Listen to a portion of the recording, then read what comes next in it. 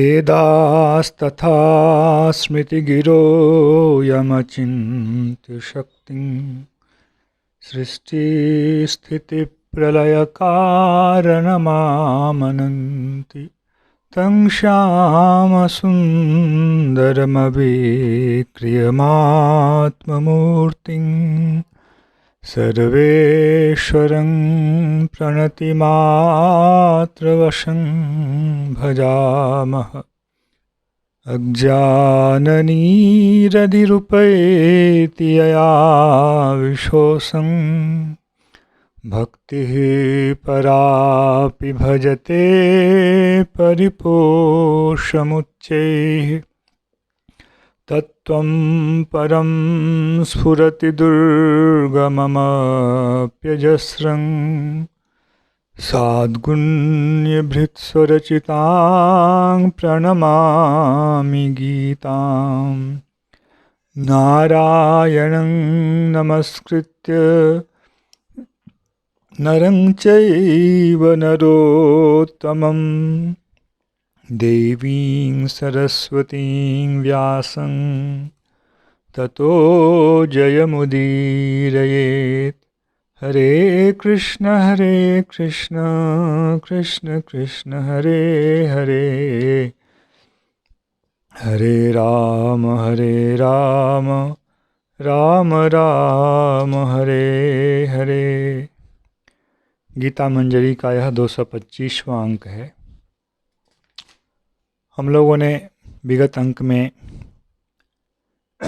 4 प्रकार के दुष्कृतियों के विषय में श्रवण किया, दुष्कृति संपन्न लोगों के विषय में श्रवण किया जो भगवान के आश्रित नहीं होते, क्योंकि माया के द्वारा उनके ज्ञान का अपहरण किया हुआ होता है। अब इस श्लोक में 16वें श्लोक में भगवान 4 प्रकार के सुकृति संपन्न लोगों के विषय में कह रहे हैं जो कि भगवान का भजन करते हैं। चतुर्विधा भजन्ते मां जनाः सुकृतिनोऽर्जुन आर्तो जिज्ञासुरर्थार्थी ज्ञानी च भरतर्षभ। चतुर्विधाः सुकृतिनः जनाः मां भजन्ते। सुकृति संपन्न 4 प्रकार के लोग मेरा भजन करते हैं अर्जुन। कौन कौन है वे?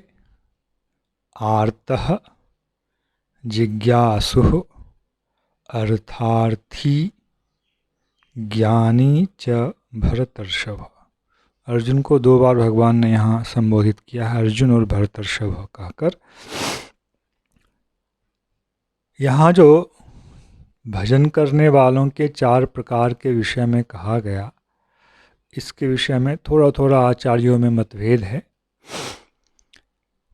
आर्त के विषय में मतभेद नहीं है। आर्त कौन है?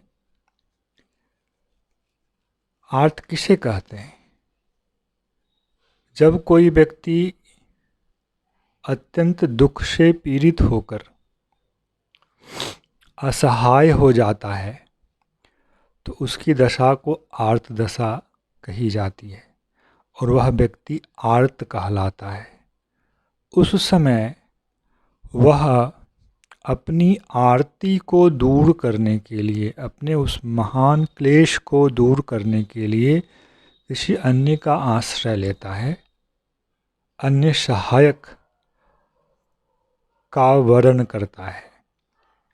वह व्यक्ति आर्त कहलाता है। प्रायः संसार में लोग भगवान का भजन तब करते हैं जब वे आर्त होते हैं। पर यहाँ ऐसा कहने पर भी एक विशेष बात यह है, आर्त होकर कहीं भी शरण में चले जाएं तो वह भगवान का भजन हो जाएगा। यह सिद्धांत भगवान को यहाँ मान्य नहीं है। यहाँ जो भगवान विषय उठा रहे हैं वह एकांतिकी भक्ति का है। कोई व्यक्ति आर्त है, दुख से पीड़ित है और वह किसी देवतांतर की अन्य देवताओं की शरण में चला जाता है, तो उस भजन को भगवान ने अपना भजन नहीं माना है। यह आगे ही जो है 20वें श्लोक में जाकर के व्यक्त हो जाएगा। इसलिए यहाँ जब भी भजन का विषय आया है, भक्ति का विषय आया है, तो उसे हमेशा हमें यह समझना पड़ेगा कि उसमें एक एकांतिकता का स्वभाव है। कहीं दूसरी जगह वह मुख मारने नहीं जा रहा है। भगवान कृष्ण का भी थोड़ा भजन कर लिया और थोड़ा जा कर के किसी अन्य देवता का भजन कर लिया, इंद्र के पास चला गया, इसके पास चला गया। ऐसा करने वालों को भगवान ने यहाँ नहीं रखा है। जो एकांत भाव से भगवान का भजन करते हैं उनको ही यहाँ भगवान ने ग्रहण किया है। जैसे सब लोगों ने आर्त के अंतर्गत उदाहरण के रूप में गजेंद्र को रखा है। भागवत में गजेंद्र का प्रसंग है, जहाँ गजेंद्र ग्राह के द्वारा, मगरमच्छ के द्वारा ग्रस्त होकर जब अत्यधिक पीड़ित हो गया, अब उसे बचने की कोई आशा नहीं रही, तब वह भगवान की शरण में आया, भगवान को पुकारा। तब उसने भगवान को पुकारा। पर यह कैसे हुआ? इसका कारण यह था कि वह सुकृति संपन्न था। गज की योनि में होने पर भी उसके पास सुकृति की संपत्ति थी। इसके पूर्व जन्म में वह एक साधु था, तपस्वी था, किंतु किसी ऋषि के प्रति अवहेलना, उनके आने के समय उनका आदर नहीं करने के कारण शास्त्रीय मर्यादा का जो उल्लंघन हुआ, भगवान के चिंतन में ही वह निमग्न रहा। यह एक अपराध घटित हुआ, वैष्णव अपराध। इस कारण से ऋषि के शाप से उसे गज की योनि में आना पड़ा। यह कथा भागवत में वर्णित है। तो जो सुकृति संपन्न की बात कही गई है वह इस प्रकार की सुकृति है। सब लोग एकांतिक होकर भगवान की शरण में नहीं जाते हैं, उसके लिए वह सुकृति चाहिए। अन्यथा पीछे जिन लोगों को कहा गया, दुष्कृतियों में रखा गया, उसमें पहला जो था मूढ़ा, देवतांतरों की उपासना तो वे भी करते हैं। दूसरी श्रेणी में जिनको रखा गया था नराधमाः, काव्य रसिक लोग। क्या वे लोग नास्तिक हैं? नहीं, वे भी कुछ उपासना करते हैं, किंतु उनमें वह एकांतिकता नहीं है, इसलिए भगवान ने उसको अपना भजन करने वाला नहीं माना। पीछे के अध्यायों में जो ज्ञानी, कर्मी, ज्ञान योगी, कर्म योगी का प्रसंग आया है, वे लोग क्या सुकृति संपन्न नहीं हैं? हैं, किंतु उनको भी यहाँ ग्रहण नहीं किया गया है। वस्तुतः ठीक से विचार करें तो इस प्रसंग में उन लोगों को ग्रहण नहीं किया गया है। क्यों? क्योंकि भक्ति की विशेषता दिखाने के लिए ही 6ठे अध्याय के अंत में भगवान ने उपक्रम बनाया। यद्यपि ये आर्त जिज्ञासु अर्थार्थी यहाँ जो आए हुए हैं ये सकाम हैं, तथापि उन लोगों से उत्तम है। भाव यह है, एकांतिक रूप से भगवान का भजन करना सबके पक्ष में संभव नहीं होता है। कोई ऐसा यदि करता है तो उसे समझना चाहिए कि वह व्यक्ति महान सुकृति संपन्न है अन्यथा ऐसी बुद्धि का उदय नहीं हो सकता है। कर्मयोगी और ज्ञान योगी यदि अपनी कर्म की सफलता के लिए, अपने लक्ष्य की सफलता के लिए ईश्वर का थोड़ा भाव अपने जीवन में लाता भी है, कर्म का समर्पण भी करता है, तो भी ईश्वर के प्रति उनकी उस भक्ति को यहाँ ग्रहण नहीं किया गया है। यहाँ विशेष रूप में एकांतिक भक्ति का ही प्रसंग है, वह भले ही सकाम होकर हो। तो आर्त जो है यह सकाम भक्त है किंतु एकांतिक है। दूसरा है जिज्ञासु, तीसरा है अर्थार्थी और चौथा है ज्ञानी। जिज्ञासु से पहले हम अर्थार्थी को ग्रहण कर लेते हैं। अर्थार्थी के रूप में आचार्यों ने ध्रुव महाराज जी का नाम लिया है। पहला, हालांकि ध्रुव महाराज जी को आर्त के अंतर्गत भी रखा जा सकता है क्योंकि उनके अंदर एक आरती है। पिता की गोद में नहीं बैठ पाने की आरती है। विमाता के वचनों से हृदय इतना क्षुब्ध है कि वे आर्त हैं, तथापि वह क्लेश भौतिक क्लेश नहीं है, वह केवल मानसिक क्लेश है। कुछ भौतिक वस्तु की क्लेश से ही केवल निवृत्ति उनका महालक्ष्य नहीं है, बल्कि कुछ प्राप्ति भी उनका वहाँ लक्ष्य है। इसलिए यहाँ अर्थार्थी, अर्थ मतलब कुछ धन प्राप्त कर, धन जिन अर्थ है, अर्थ जिसका वह है अर्थार्थी। धन है प्रयोजन जिसका वह है अर्थार्थी। अर्थ है प्रयोजन जिसका वह है अर्थार्थी। यहाँ धन एक उपलक्षण है, इसके द्वारा हमें अन्य विषयों का भी संग्रह कर लेना चाहिए। तो आर्थ और अर्थार्थी में मुख्य अंतर यह है कि आर्थ केवल क्लेश को दूर करने के लिए भगवान का भजन करता है और अर्थार्थी संसार की किसी वस्तु को प्राप्त करने के लिए भगवान का भजन करता है, किंतु एकांतिक होकर करता है। इसके लिए वह किसी अन्य देवता की शरण में नहीं जाता है, तभी उसकी जो क्रिया है उसको भजन के अंतर्गत यहाँ रखा जा सकता है, अन्यथा नहीं रखा जा सकता है। तो ये दो प्रकार के लोग हो गए, आर्थ और अर्थार्थी। तीसरे प्रकार में भगवान ने कहा जिज्ञासु। पहले क्रम में पहले आया है जिज्ञासु। जिज्ञासु किसे कहें? जिज्ञासु शब्द का अर्थ है ज्ञान को प्राप्त करने की इच्छा है, जिसे वह है जिज्ञासु। तो यहाँ ज्ञान क्या है? पहले दोनों, एक को तो क्लेश से निवृत्ति चाहिए और एक को संसार का कुछ पदार्थ चाहिए। पर जिज्ञासु जो है, ज्ञान को प्राप्त करने की जिसे इच्छा है,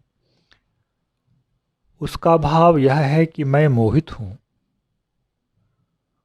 मैं इस शरीर से पृथक, इस शरीर में रहने वाला कोई पदार्थ हूँ, इस माया से पृथक मेरी सत्ता है, किंतु माया में बंधा हुआ हूँ। यह माया और जो मैं जीवात्मा हूँ, इसका विवेक जो मुझे नहीं है, इसका ज्ञान जो मुझे नहीं है, ये दोनों अलग हैं, इसका बोध जो मुझे नहीं है, वह मुझे प्राप्त हो जाए। अर्थात उसके अंदर एक कामना है, वह कामना है मुक्ति की कामना। माया से अपने आप को पृथक रूप में अनुभव करना, यह मोक्ष की स्थिति है। जिज्ञासु के द्वारा उनका यहाँ संग्रह किया गया है। वे क्या हैं? मुक्तिकामी हैं। दुख से छुटकारा वे भी चाहते हैं, किंतु दुख में तात्कालिक दुख नहीं है। उनका दुख जो है, अनादिकाल से जो दुख चला आ रहा है, उस दुख को दूर करने के लिए अपने आप को प्रकृति से स्वतंत्र रूप में अनुभव करना उनका लक्ष्य होता है। ऐसे लोग भी भगवान का भजन करते हैं। इसमें शौनक आदि ऋषियों का नाम लिया गया है बहुत जगह। बहुत लोग होते हैं जो केवल संसार के दुख से मुक्त होने के लिए भगवान का भजन करते हैं। भजन फिर से यहाँ कह रहा हूँ, वह एकांतिक ही होगा, अन्यथा उसे यहाँ भजन नहीं माना जाएगा। अन्य संप्रदाय वालों ने भी देवतांतरों के अन्य देवताओं के भजन को 6ठे अध्याय के अंतिम श्लोक में ही पूर्व पक्ष के रूप में रख करके खारिज किया है। रुद्रादि देवता, रुद्रादित्य इत्यादि देवता का भजन नहीं करने वाले।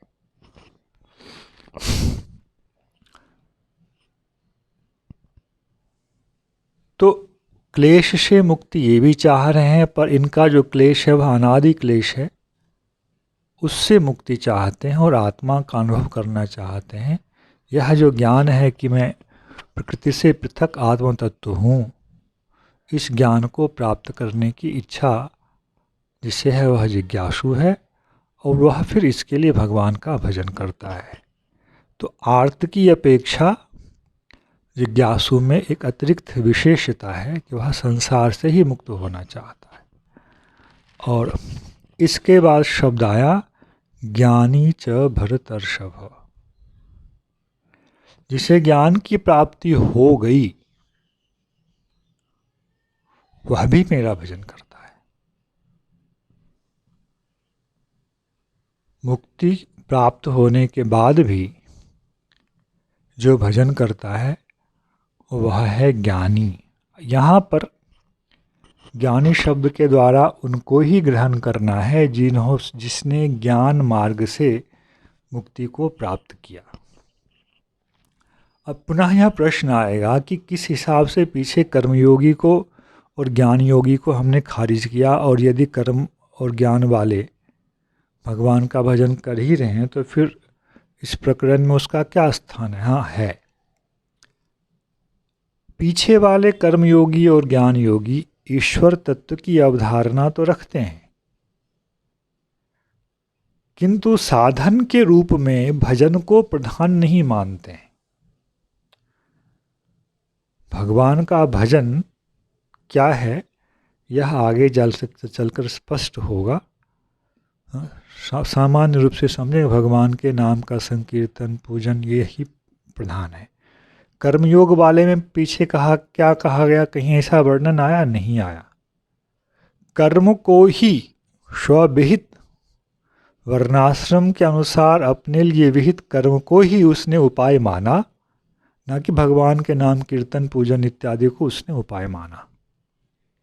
उस उपाय में ही निष्ठा रखते हुए उसका ईश्वर में उसने समर्पण किया, तो वह कर्मयोगी है, ईश्वर तत्व है। ईश्वर को कर्म का समर्पण ही उसका भजन है।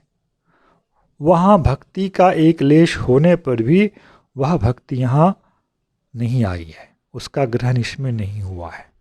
ऐसी ही ज्ञानी भी, जो पीछे कहा गया, फिर पुनः याद करेंगे, सत्वात् संजायते ज्ञानम को आधार बना करके सत्वगुण से उत्पन्न उन ज्ञानों को ही उपाय बना करके जो ज्ञान का साधन कर रहे होते हैं। ईश्वर तत्व जरूर है, एक हल्का समर्पण है भी, किंतु इस प्रकार की उपासना, नाम जप करना, पूजा करना, कथा श्रवण करना, यह उनमें नहीं होता है, तो वे हैं ज्ञान योगी। यहाँ जिनको रखा गया है, जिज्ञासु के अंतर्गत ही कर्म योगी आ जाएंगे। कर्म वाले, कर्म योगी नहीं कह रहा हूँ, अब कर्म वाले आ जाएंगे। पहले दोनों तो सकाम हैं, स्पष्ट सकाम हैं, आर्त और अर्थार्थी। श्लोक में अर्थार्थी तीसरा है, पर मैंने जिस क्रम से वर्णन किया उस रूप में वर्णन कर रहा हूँ, क्योंकि उसमें योग्यता का एक क्रम है। अर्थार्थी और आर्थ ये दोनों स्पष्टतः सकाम हैं, किंतु जो जिज्ञासु हैं वे स्पष्टतः सकाम नहीं हैं, वे छद्म सकामी हैं। मुक्ति की वासना उनमें है, किंतु इसके लिए ज्ञान के उन साधनों को भी थोड़ा ग्रहण करने पर भी उनका विश्वास यह है कि ईश्वर से ही, ईश्वर की भक्ति से ही मुझे मोक्ष की प्राप्ति होगी।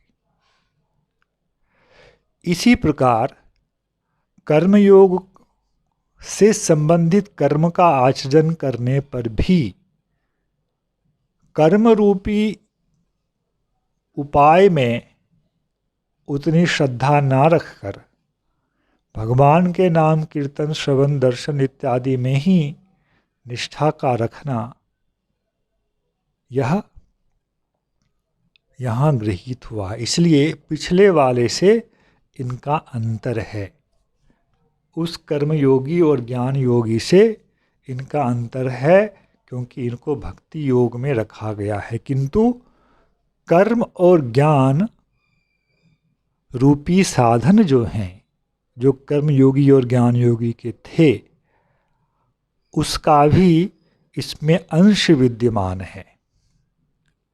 इसलिए भक्ति प्रधान है, कर्म अथवा ज्ञान का जो भाग है वह अप्रधान है। इसलिए यह प्रधानी भूता भक्ति कही गई है। आर्त और अर्थार्थी को सकाम, ये जिज्ञासु जो हैं यह लौकिक दृष्टि से निष्काम किंतु मोक्ष काम है, और ज्ञानी जीवन मुक्त हो चुके हैं उनके लिए कहा जा रहा है, अथवा मुक्त हो चुके हैं उनके लिए भी कहा जा रहा है। ऐसा नहीं कि शरीर में वे आप, जिज्ञासु तक जो है वे शरीर में हैं, ज्ञानी शरीर में भी हो सकते हैं और शरीर से, इस शरीर से, भौतिक शरीर से मुक्त होने वाले भी हो सकते हैं। इसकी चर्चा अगली मंजरी में हम लोग श्रवण करेंगे। जय श्री कृष्ण। हरे कृष्ण कृष्ण कृष्ण हरे हरे, हरे राम राम राम हरे हरे।